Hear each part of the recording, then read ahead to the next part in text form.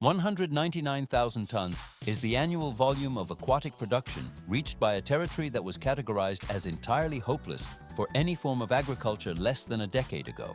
Why is such a massive harvest possible in a region thousands of kilometers away from the nearest coastline or fertile river delta? This land is Xinjiang, a territory located deep within inland China that was historically referred to as the Dead Sea of Central Asia. For decades, this vast expanse was associated strictly with shifting sands, relentless winds, and high saline soil that resisted any form of life. But without the presence of a natural ocean, the region is now undergoing a technical transformation that defies its geographic limitations. Fish and shrimp thrive in the heart of this scorching desert environment. It only looks obvious that a desert would be barren, but in reality, China has constructed what is now described as an artificial ocean in the desert. One can notice how the aquatic life is farmed and harvested directly amidst the dunes, where specialized infrastructure maintains the necessary salinity and mineral balance. The process is only gaining momentum as more saltwater areas are converted into productive zones. Thousands of square kilometers of saline-alkali land have been repurposed through complex engineering. The equipment gradually monitors the water chemistry to mimic the conditions of the open sea. It is visible how the industrial facilities create a self-sustaining cycle that allows marine species to survive in one of the harshest environments on the Asian continent. But this is just the beginning of the logistical expansion. The transformation turns the once dead soil into a strategic resource for food security. Thus, the production chain continues to expand across the arid landscape. 337,000 square kilometers is the immense total area covered by the Taklamakan Desert, a territory nearly equivalent in scale to the United States state of Texas. Why would anyone attempt to establish a complex aquatic industry in a landscape defined by absolute aridity? It might seem that an excavator could simply find water by digging into the earth, but in reality, the environment is so hostile that for most of the 20th century, it was regarded as agriculturally dead. The name itself, derived from the Uyghur language, is often interpreted to mean that once an individual enters this vast expanse, it is nearly impossible to find a way out. This description is a reality that the environment lives up to with brutal consistency. Located deep within the Xinjiang region, this second largest sandy desert on the planet presents one of the harshest climatic profiles known to exist. Daytime temperatures frequently exceed 50 degrees Celsius, while during the night hours, the heat dissipates so rapidly that conditions drop to near freezing. One can notice how the ground remains cracked and parched under a sun that allows for an average annual rainfall of under 100 millimeters. In certain specific areas of the desert, not a single drop of rain is recorded for years on end, leaving the landscape in a state of permanent desiccation. But this is just the beginning. The soil composition in the Taklamakan is not only arid, but also characterized by high salinity and extreme alkalinity. Nutrients are almost entirely absent from the earth, and strong winds rotate ceaselessly across the dunes, causing the sandy landscape to shift and change its physical form without pause. Because the terrain is so unstable and chemically harsh, the area was deemed unsuitable for traditional farming or the raising of livestock for decades. It only looks obvious that aquaculture would be the last thing considered for such a location. Yet despite these factors, an unprecedented decision was made to raise marine fish in the middle of this desolate environment.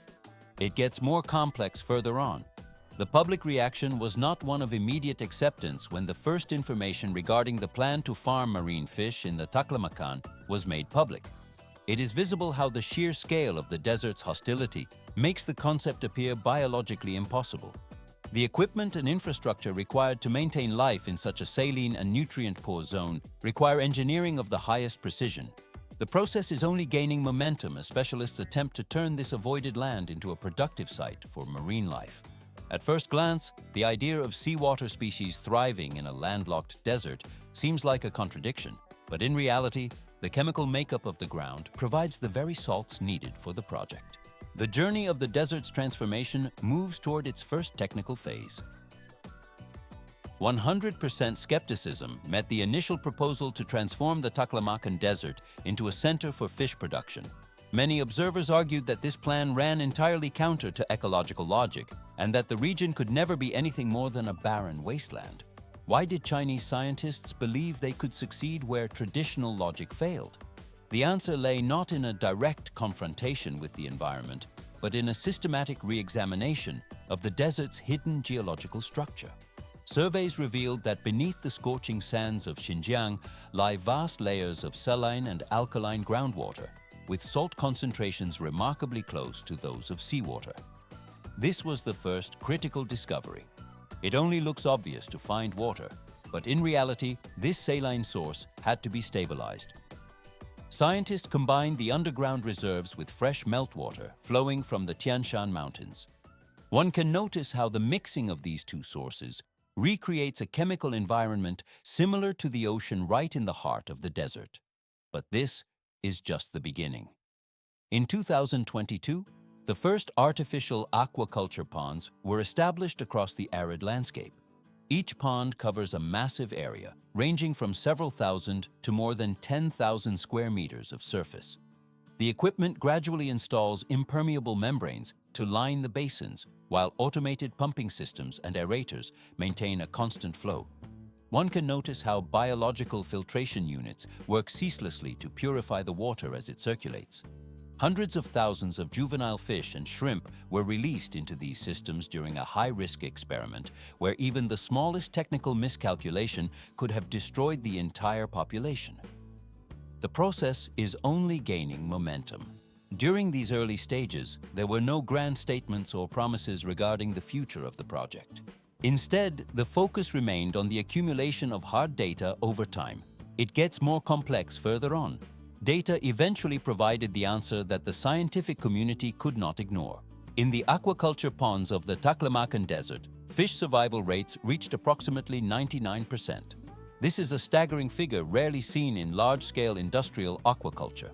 At first glance, such success seems impossible compared to established global standards. For instance, in leading countries like Norway, where coastal salmon farming has been optimized for decades, typical survival rates fluctuate between 60 and 80%, depending on disease and environment.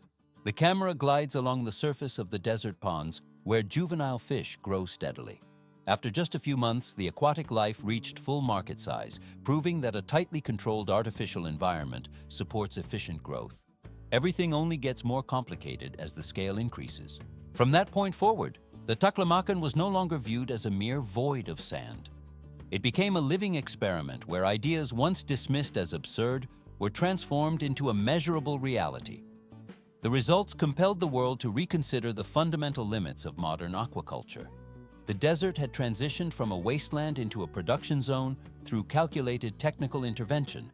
Thus, the steel-gray waters of the desert ponds continue to support life, and the project moves into its next phase of expansion. $5 billion represents the total investment capital injected into high-tech aquaculture in Xinjiang over more than a decade of preparation and implementation. Why would such a staggering sum be poured into the depths of the Taklamakan Desert? The results achieved in this arid expanse were never a matter of luck, but rather the outcome of a system calculated down to every single variable. While it may seem like a simple expansion of traditional farming, these desert aquaculture ponds do not operate like conventional fish ponds at all. One can notice how the ponds function as closed biological units, lined with thick, impermeable membranes that completely isolate the internal environment from the saline soil lying below. Pumping, aeration, and biological filtration systems run continuously 24 hours a day and 7 days a week to maintain life. This mechanical persistence keeps oxygen levels, salinity, and water temperatures stable against the harsh external climate. In an environment where daytime temperatures can exceed 50 degrees Celsius and then drop sharply after sunset, the water in the ponds remains maintained at a steady range of 20 to 30 degrees Celsius. But this is just the beginning. Thanks to an array of sensors and automated regulation systems, more than 90% of the water is recycled through the facility. The equipment gradually moves waste and uneaten feed through specialized settling tanks and biological filters before the purified liquid returns to the ponds. In a desert landscape where water is more precious than any other resource, this recycling is not merely a technical solution, but a fundamental condition for survival. The process is only gaining momentum. Behind the success of this desert-based aquaculture model lies an industrial price that is far from cheap. It only looks obvious that such technology requires funding, but in reality, about $1,600,000,000 was concentrated in just the past 2 years as the model entered the commercialization phase. However, the high initial costs are being systematically offset by significant economic returns. In 2023, the total aquaculture output in Xinjiang reached approximately 184,000 tons. This production volume generated more than $530 million in revenue for the region. Transition to the next level occurred shortly after. By 2024, the total production rose to nearly 196,500 tons. The equipment operates at peak capacity, solidifying the region as the largest aquaculture center in the entirety of northwest China. The camera glides along the rows of silver ponds where the scale of the transformation is fully visible. The material output continues to grow as the desert environment is successfully managed through these engineered systems. From here, the transformation moves to the next phase of processing as the industry expands across the sands. 500 species of microorganisms. This is the biological foundation thriving within the once barren expanse of the Taklamakan Desert.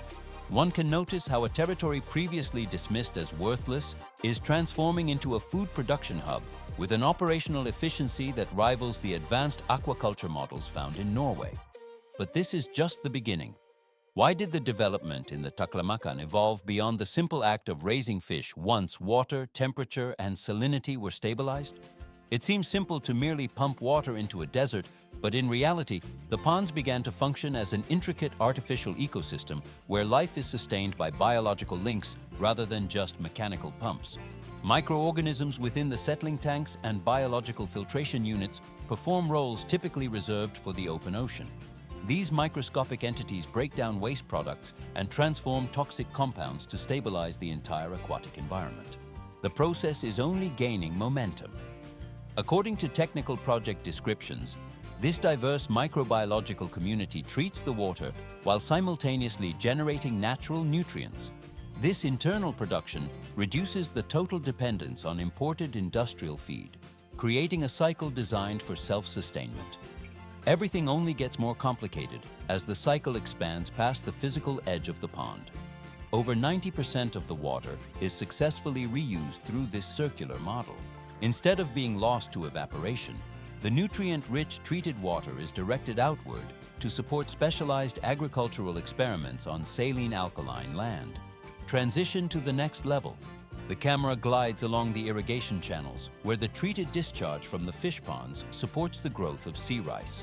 This salt-tolerant grain has been part of trials in Xinjiang since 2018, occurring on land that was once categorized as impossible to cultivate. At first glance, the desert sand appears inhospitable, but in reality, it is becoming a laboratory for food security. Soil salinity in certain locations exceeds 1.7%. Despite these extreme levels, the soil is not considered polluted, but rather a unique substrate for these ambitious experiments. The next stage already awaits its turn. One can notice how the water moves from the aquaculture tanks to the green shoots of the rice paddies. The success of fish survival in the middle of a desert has shifted the technical inquiry from a question of possibility to a question of ultimate scale. From here, the transformation moves to the next phase of processing without haste.